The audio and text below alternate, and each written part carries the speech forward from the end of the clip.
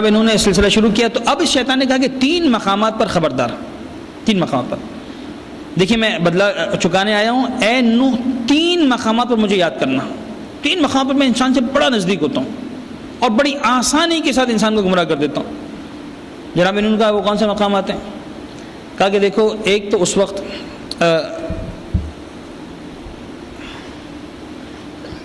ایک سلوات پڑھ دیجیے گا محمد وعلی محمد۔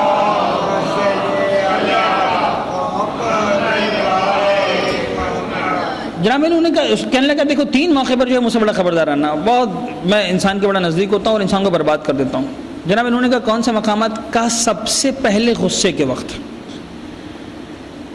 انسان اتنا آسانی کے ساتھ میرے ہاتھ میں آ جاتا ہے جتنا کسی اور وقت میرے ہاتھ میں نہیں آتا، بدترین گناہ کر رہا ہے انسان، لیکن شیطان کے اختیار میں اتنا زیادہ نہیں ہوتا جتنا غصے کے وقت ہوتا ہے۔ غصے کے وقت انسان کی عقل مکمل طور پر زائل ہو جاتی ہے اور انسان اس وقت یوں سمجھ لیجئے کہ انسانیت کے فیز سے مکمل حیوانیت کے فیز میں چلا جاتا ہے، مکمل حیوانیت کے فیز میں۔ یعنی یہ الفاظ روایتوں سے لیے گئے، لہٰذا میں بڑی اطمینان کے ساتھ عرض کر رہا ہوں، ورنہ لفظ حیوان بعض اوقات گالی سے محسوس ہوتا ہے اور آیا ممبر کی شان کے مطابق ہے یا نہیں، لیکن ائمہ کی روایت کے اندر موجود ہے کہ انسان روحانیت سے نکل کر اپنی عقل سے لے کر وہ انسان جس کے بارے میں آپ ہر انسان جانتا ہے باقاعدہ روایتوں میں کہ انسان روح کا یعنی انسانیت کا اور یعنی عقل کا اور جناب علی شہوت کا مرقع ہے، حیوانیت اور انسانیت کا مرقع ہے۔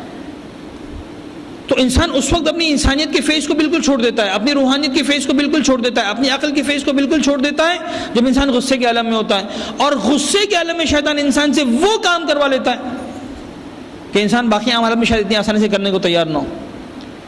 اور عجیب بات ہے گرامی، غصے کے عالم میں اگر کوئی انسانی بات کرے پھر بھی اچھا لگتا ہے۔ ہم نے بڑے بڑے لوگوں کو دیکھا ہے ہوش کے عالم میں اپنے غصے پر فخر کرتے ہوئے نظر آتے ہیں۔ ارے صاحب ہمارا غصہ آپ کو کیا پتا، ہم تو اپنے باپ کے سامنے بھی ایسے ہو جاتے ہیں اور اپنی ماں کے سامنے بھی ایسے ہو جاتے ہیں، اور صاحب ہمارا جب غصہ آتا ہے تو پورا خاندان کانپنے لگتا ہے اور یہ ہونے لگتا ہے، یعنی گویا دوسرے الفاظ میں تو خیر چپ ہو جاتا ہوں، اس کو کچھ نہیں کہتا، ممبر سے کہنے کی اجازت ہوتی ہے، کوئی سامنے پرٹیکولر پرسن نہیں ہوتا، ورنہ اس کو مجھے ایسا لگ رہا ہوتا ہے ایک انسان میرے سامنے یہ کہہ رہا ہے کہ مولانا جب میں حیوان بنتا ہوں تو کیا زبردست حیوان بن جاتا ہوں، میں جب جانور بنتا ہوں تو کیا زبردست جانور بن جاتا ہوں، اتنا بڑا جانور بن جاتا ہوں جو اپنے باپ پر بھی بھونکنے لگتا ہے، اپنی ماں پر بھی بھونکنے لگتا ہے، اپنے بچوں پر بھی بھونکنے لگتا ہے۔ ایسا نہیں گرامی، یہ ہے غصہ، یہ ہے حیوانیت۔ غصہ فخر کرنے کی چیز نہیں ہے، غصہ خوش ہونے کی چیز نہیں ہے، غصہ خدا کی بارگاہ میں معافی مانگنے کی چیز ہے۔ شیطان جناب نوح کو اس وقت وصیت کر رہا ہے خبردار رہنا، اس وقت میں انسان کو اتنی آسانی سے اپنے قابو میں کر لیتا ہوں۔ آپ دیکھیے گالی، چیزوں کا نقصان، رشتوں کو توڑ دینا، نہ جانے کیا کچھ انسان کر ڈالتا ہے غصے کے عالم میں، اس کو پتہ ہی نہیں ہوتا۔ ایک بات۔ نمبر 2، شیطان نے کہا کہ مجھ سے خبردار رہنا اس وقت جب 2 انسانوں کے درمیان فیصلہ کرنے کی منزل آ جائے۔ میں انسان سے بہت نزدیک ہوتا ہوں، بہت عجیب بات ہے زن گرامی، 2 انسانوں کے درمیان فیصلہ کرنے کی بات آ جائے۔ آپ میں سے اور ہم میں سے ہر ایک سوچے گا کہ بھائی ہماری بات نہیں ہو رہی، یہ کورٹ میں بیٹھے ہوئے جج کی بات ہو رہی۔ جی نہیں، یہ ہر انسان، میرے اور آپ میں سے ہر ایک کی بات ہو رہی ہے۔ بیوی اور ماں کا جھگڑا ہو گیا، آپ کو فیصلہ دینا ہو رہا ہے، آپ کی بات ہو رہی ہے۔ ساس میں اور نند میں جھگڑا ہو گیا، جناب علی بہو میں جھگڑا ہو گیا، فیصلہ دینا ہر فرد، ہر مرد، ہر عورت۔ اچھا میری بیٹی نے کیا لہذا صحیح کیا ہوگا، اس کی ساس نے کیا لہذا برا کیا ہوگا، اس کی نند نے کیا ہے۔ میں نے بعض اوقات سنا ہے خواتین کہتے نظر آتی مولانا نند از اکول ٹو گند۔ اب ذرا غور کیجئے، یعنی عزیزان گرامی خدا رہا اس بات کو سمجھنے کی کوشش کیجئے۔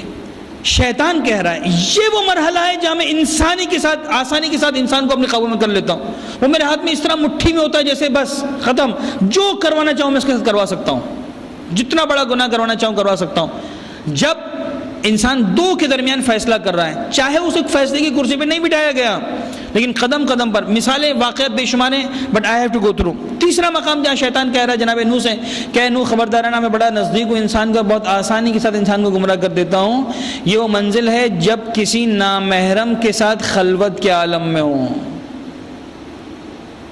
اجنبی مرد اور عورت جب اکیلے ایک مقام پر، اور تیسرا کوئی نہیں، شیطان کہتا ہے تیسرا میں ہوتا ہوں وہاں پر۔ اور یہ وہ منزل ہے جہاں میں اتنی آسانی کے ساتھ انسان کو اپنے قابو میں کر لیتا ہوں، اتنی آسانی کے ساتھ کہ جتنا کسی اور مقام پر انسان کو اتنی آسانی سے قابو میں نہیں کر سکتا ہوں، جس مقام پر مرد اور عورت اکیلے ہوں۔ یہ نوجوانوں کے لیے، میرے دوستوں کے لیے، میرے بزرگوں کے لیے بے شمار ایسے مقامات ہیں ہماری زندگی کے اندر. ہم سمجھتے ہیں مولانا پتہ نہیں کہاں کی بات کریں. نہیں، میں ہمارے معاشرے کی بات کر رہا ہوں. لڑکی 12 سال کی ہو گئی، 14 سال کی ہو گئی، 20 سال کا لڑکا ٹیوشن پڑھانے کے لیے آ رہا ہے. نہیں، وہ تو بڑا نیک آدمی ہے. وہ بڑا نیک آدمی ہے. جو تیسرا شیطان درمیان میں آ رہا ہے وہ نیک نہیں ہے. بند کمرے میں بچہ اور بچی ٹیوشن پڑھ رہے ہیں، کزنز آ کر بیٹھے ہوئے ہیں، ذرا پڑھائی ہو رہی ہے. انٹرنیٹ پر ایک لڑکا اور لڑکی آپس میں چیٹنگ کر رہے ہیں. یہ بھی خلوت ہے، یہ بھی تنہائی ہے. شیطان کہتا ہے یہاں پر تیسرا میں ہوں. خدا را اپنے بچوں کو گناہوں میں مت ڈالیے. خدا را اپنی نسلوں کو برباد مت ہونے دیجیے. خدا را اپنی نسلوں کو کیئر کیجیے. یہ نسلیں برباد ہو رہی ہیں. شیطان پہلے دن کہہ چکا ہے. عجیب ہے یہ انسان کہ شیطان کے کہنے کے باوجود ماننے کو تیار. شیطان کی ہر بات مان رہا ہے، یہ والی بات نہیں مان رہا شیطان کی. ارے بابا، شیطان خود کہہ رہا ہے کہ میں تمہارا سب سے بڑا دشمن ہوں.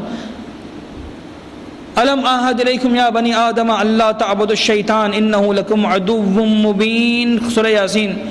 اے انسان، کیا ہم نے تجھ سے عہد نہیں لے لیا تھا کہ خبردار رہنا، شیطان کی پیروی مت کرنا. شیطان کھلا ہوا دشمن ہے، کسی مقام پر تمہیں نہیں چھوڑنے والا.